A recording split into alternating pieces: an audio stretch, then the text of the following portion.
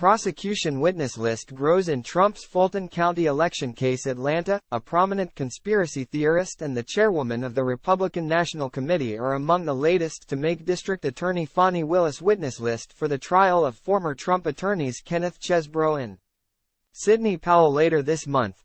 In filings made Tuesday, Fulton County prosecutors announced they intended to call conspiracy theorist Alex Jones and RNC Chairwoman Ronna McDaniel to testify in the trial, jury selection for which is set for October 20, because Jones and McDaniel didn't accept service of their subpoenas. Fulton County's Willis needs the petitions to be signed off by a judge in the witnesses' respective home states of Texas and Michigan.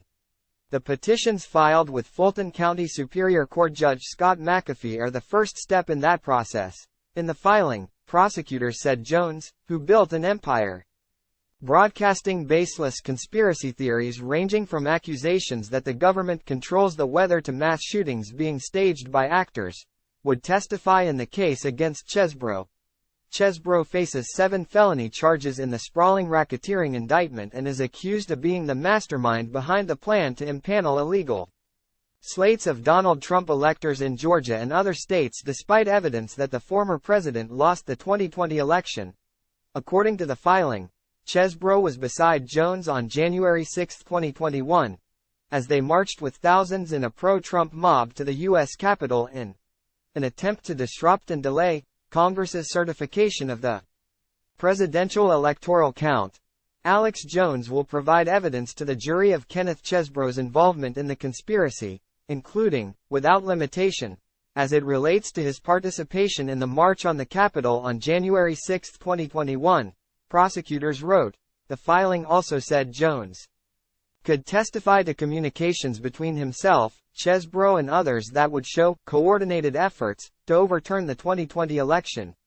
McDaniel also would be a witness against Chesebro and could testify to communications with Trump about plans to assemble contingent electors in Georgia and elsewhere. Time equals 400 Ms. greater than. According to the filing, McDaniel was on a December 14, 2020 conference call with then-President Trump and attorney John Eastman, another defendant in the Fulton County case, in which Eastman urged McDaniel to get RNC support identifying would-be electors. McDaniel allegedly sent a follow-up email through Trump's assistant regarding the plan. Time equals 400 Ms. greater than. Prosecutors say McDaniel would testify about communications Chesebro made to Trump and Eastman about the electors' plan. Prosecutors filed a third petition Tuesday seeking testimony from Andrew Hitt, former chairman of the Wisconsin Republican Party, who also would testify to Chesebro's involvement in the effort to assemble slates of electors in states where the Trump campaign claimed they lost via fraud. Hitt was one such elector in Wisconsin and attended meetings where Chesebro was present. Prosecutors wrote. Hitt was a witness in the congressional investigation into the January 6 riot and testified that Mr. Chesebro was involved pretty extensively in Wisconsin. He was really the one that was sort of guiding this whole process and had come up with the strategy and kind of laid it out, Hitt said in a deposition before House investigators in February 2022.